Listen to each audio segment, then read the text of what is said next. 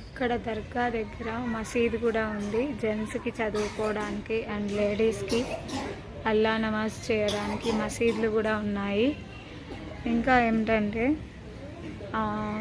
ఇదండి, ఇక్కడ ఈ సయ్యద్ అహ్మద్ బాబా నెల్లూరు దర్గాలో ఇక్కడ నిద్రించేటకు ఒక ఇది కూడా ఉన్నది. చాలామంది భక్తులు వస్తుంటారు.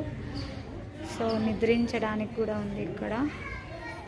అండ్ ఇటు సైడ్ అంతా మనం దర్గాలోకి వెళ్తాం కదా, ఇది దర్గా అన్నమాట.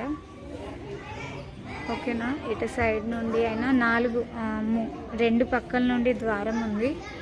గంధ మహోత్సవం అప్పుడైతే మనకు 4 పక్కల నుండి కూడా దారి ఉంటుంది. సో ఇదండి, ఇదే దర్గా. అయితే లోపల వెళ్తున్నా చూడండి, ఇదే దర్గా, ఇది దర్గా. సో ఇక్కడ అగరబత్తులు అవన్నీ వెలిగించరాదు అని, కడ్డీలు అవన్నీ వెలిగించరాదు. సో ఇది దర్గా అయితే. సో మొత్తం ఇదిగోండి దర్గా లోపల అయితే మనం చూసాం కదా.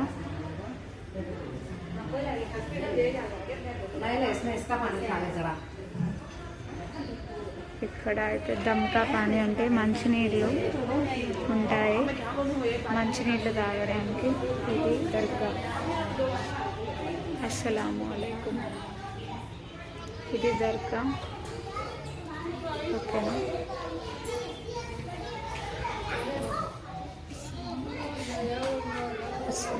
సో ఇది బయటకు వెళ్ళే దారి. చాలామంది భక్తులు వస్తుంటారు అన్నమాట. ఇది బయటకు వెళ్ళే దారి. ఓకేనా, ఇది దర్గా ప్లేస్ అయితే చాలా ఉంది ఇక్కడ. సో వచ్చిన బయట వాళ్ళ భక్తులకు నిద్రపోవచ్చు అన్నమాట. ఓకేనా, ఇక్కడ చాలా ప్లేస్ ఉంది. అటు సైడ్ అయితే రొట్టెల్ బారా షహీద్ దర్గా ఉంది, దాని పక్కనే ఎర్ర దర్గా అన్నమాట. ఓకేనా ఫ్రెండ్స్. సో ఓకే, చూశారు కదా. సో మిగతా మొత్తం వినండి, నేను చెప్పింది. ఆయన స్టోరీ ఉంది, ఆ స్టోరీ కూడా మొత్తం వింటే సో ఇన్షాల్లా అల్లా యొక్క దాసుడి స్టోరీ వింటే పుణ్యాలు కూడా వస్తాయి. మనం కూడా ఇన్షాల్లా అల్లా పైన పూర్తి నమ్మకం అయితే వస్తుంది. ఓకేనా ఫ్రెండ్స్. అల్లా యొక్క దాసుడి స్టోరీ వినండి, పుణ్యాలు అయితే సంపాదించుకోండి. ఓకేనా. ఓకే, చాలామంది భక్తులు అయితే వస్తుంటారు ఇక్కడ. ఓకేనా, అటు సైడ్ కార్ పార్కింగ్ కూడా ఉంది. చూడండి, జూమ్ చేసిన కార్లు, బైక్లు అవన్నీ అక్కడ పార్కింగ్ చేసుకోవాలా. సో 4 ద్వారాలు ఉంది అన్నాను కదా. ఫస్ట్ ద్వారం ఇది, అటు సెకండ్ ద్వారం, అటు థర్డ్ ద్వారం, ఇది 4th ద్వారం. ఓకేనా, ఇది మొత్తం దర్గా. ఓకేనా, చూడండి స్టోరీ, ఇంకా నేను చెప్పింది వినండి. హాయ్ ఎవ్రీవన్, అందరికీ ముందుగా అస్సలాము అలైకుం. అస్సలాము అలైకుం అర్థం ఏమిటంటే, సృష్టికర్త అయిన అల్లాహ్ యొక్క కరుణ కటాక్షాలు మీపై ఉండుగా కానీ ఆమెన్. సో అందరూ బాగుండాలి, అందులో నేను ఉండాలనుకుంటాను. సో ఈరోజు నేను ఎక్కడికి వచ్చానంటే, నెల్లూరులో ఉన్న మన బారా షహీద్ రొట్టెల్ బండ దర్గా జరుగుతుంటుంది కదా. సో పక్కనే ఒక ఎర్ర దర్గా అని ఉన్నది. సో ఆ ఎర్ర దర్గా దగ్గర అయితే వచ్చేసాను. ఈ ఎర్ర దర్గా స్టోరీ అయితే ఇన్షాల్లా నాకు తెలిసింది, నేను పుస్తకంలో చదివింది, వేరే వాళ్ళు చెప్పింది అయితే నేను మీతో షేర్ చేసుకుంటాను. సో వినండి. సో దర్గా కూడా చూడండి ఇన్షాల్లా. చూడండి ఎలాగుందో. అల్హమ్దులిల్లా, సుబ్హానల్లా. దర్గా అయితే బాగా కట్టారు కదా. సో ఈ దర్గా అయితే కొంచెం పెద్దగానే ఉంది. అండ్ ఏంటంటే, ఈ దర్గా యొక్క ఫస్ట్ విషయం ఏమిటంటే, దర్గా ఈయన పేరు హజరత్ అహ్మద్ సయ్యద్ బాబా. సో హజరత్ అహ్మద్ సయ్యద్ బాబా ఈయన పేరు. సో సయ్యద్ బాబా అంటారంట. ఇంకేంటంటే, నేను కూడా నెల్లూరు అమ్మాయినే, కానీ నేను అంత పూర్వకాలం విషయాలు తెలుసుకుంటేనే నాకు కూడా తెలిసినాయి కదా. ఏంటంటే, ఇంకా ఈయన గారి చరిత్ర ఏమిటంటే, ఈయన చాలా పుణ్యాత్ముడు. ఇంకా వీళ్ళ తల్లిదండ్రులు కూడా చాలా పుణ్యాత్మురాలు. సో ఇలా డాడీ అయితే ఒక కానిస్టేబుల్ అంట.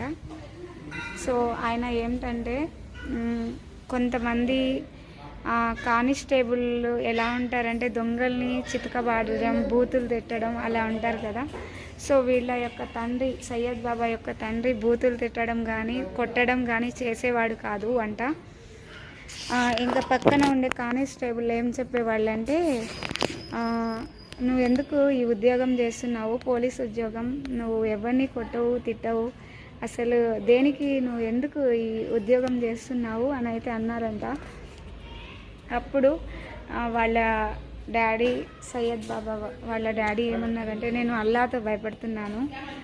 మనలో ఏమిటంటే ఎవరు ఒకవేళ తప్పు పని చేసినా, సో దొంగతనం చేసినా శిక్షించే అర్హత అల్లాకి మాత్రమే ఉన్నది. మనం మానవులం కదా, మనం శిక్షించలేము. సో నాకు చేతులు రావట్లేదు కొట్టడానికి అండ్ భయపెట్టడానికి. ఇంకా వాళ్ళని బూతులు తిడితే నాకు దేవుడు యాడ క్షమించడో, నన్ను యాడ నరకంలోకి వేస్తాడో అని భయంగా ఉంది అని వీళ్ళ డాడీ అలా అల్లాతో భయపడి అల్లా ప్రార్థన చేసేవాడంట. సో నమాజ్ చదవడం. సో ముస్లిం వీళ్ళ డాడీ సయ్యద్ బాబా వాళ్ళ డాడీ, మమ్మీ కూడా ఉన్నారు. అట్లా ఈయన ఏమిటంటే ఆ పోలీస్ ఉద్యోగం అనేది, ఆ కానిస్టేబుల్ ఉద్యోగం వదిలేసి తను ఒక కిరాణా షాప్ స్టార్ట్ చేయడం అయింది. అక్కడ కూడా కొంతమంది పేదలు వచ్చి మాకేం లేవు ఏదైనా సరుకులు ఇవ్వమంటే అక్కడ కూడా దాన ధర్మాలు ఎక్కువ చేసి వీళ్ళ యొక్క తండ్రి అంటే సయ్యద్ బాబా తండ్రి దాన ధర్మాలు చేసి ఆ షాప్ కూడా మొత్తం క్లోజ్ అయిపోయిందన్నమాట. ఇంకా నెక్స్ట్ ఏమిటంటే ఈయన చిన్నగా ఉండాడు, ఈయనకు ఒక అన్నయ్య కూడా ఉన్నారు. సయ్యద్ బాబా అన్నయ్య టైలరింగ్ అంట, టైలరింగ్ చేసేవాళ్ళంట. ఆయనకైతే మ్యారేజ్ అయిపోయి వాళ్ళ ఫ్యామిలీ అయితే ఉందంట. ఈయనకైతే మ్యారేజ్ కాలేదు, సయ్యద్ బాబా గారికి మ్యారేజ్ కాలేదు. ఇంకా వాళ్ళ డాడీ ఇలా దాన ధర్మాలు చేస్తూ ఆయనకు వయసుకి కొంచెం వయసు తర్వాత అల్లా యొక్క ప్రియదాసుడు పైన అల్లా దగ్గరికి వెళ్ళిపోయాడు అనమాట. తర్వాత తల్లి బాధ్యత ఈ సయ్యద్ బాబాకు మీద పడింది కాబట్టి తల్లిని అయితే చాలా బాగా చూసుకునేవాడంట ఆయన. సో తల్లికి ఏదైనా సరే అన్నంకి కావాలన్నా ఏం పెట్టాలన్నా బీడీలు చుట్టాడంట తెలియని పరిస్థితిలో. అంటే బీడీలు అంటే తెలుసు కదా, స్మోక్, అవి చుట్టాడంట పిల్లలతో పాటు కలిసి. ఎన్ని బీడీలు చుట్టాలి ఏంటి అని అట్లా చుట్టాడంట ఆయన. కొంతమంది హజ్రత్లు అల్లా యొక్క ప్రియదాసుడు అన్నారంట, బీడీలు అనేది చుట్టకూడదు, అది మత్తు పదార్థము, అది హరాం అవుతుంది, అందుకని ఏమిటంటే నువ్వు ఈ పని కూడా చేయకూడదు అని చెప్తే ఇంకా సయ్యద్ బాబా గారు అల్లా ధ్యానంలో లీనమై అల్లా అల్లా అనుకుంటూనే అయినా జీవితం అనేది కొనసాగిస్తూ ఉండారు. సో ఆ పనంతా వదిలేసి ఈయన వేరే పనులు ఏదైనా చిన్న చిన్న పనులు చేసుకుంటుండి వాళ్ళ తల్లిని ఇంకా ఈయన బాగా కంటికి రెప్పలా కాచుకొని ఇంకా ఆమె దగ్గరే ఉండారు, వాళ్ళ అమ్మ దగ్గర. తర్వాత ఏం జరిగిందంటే ఈయన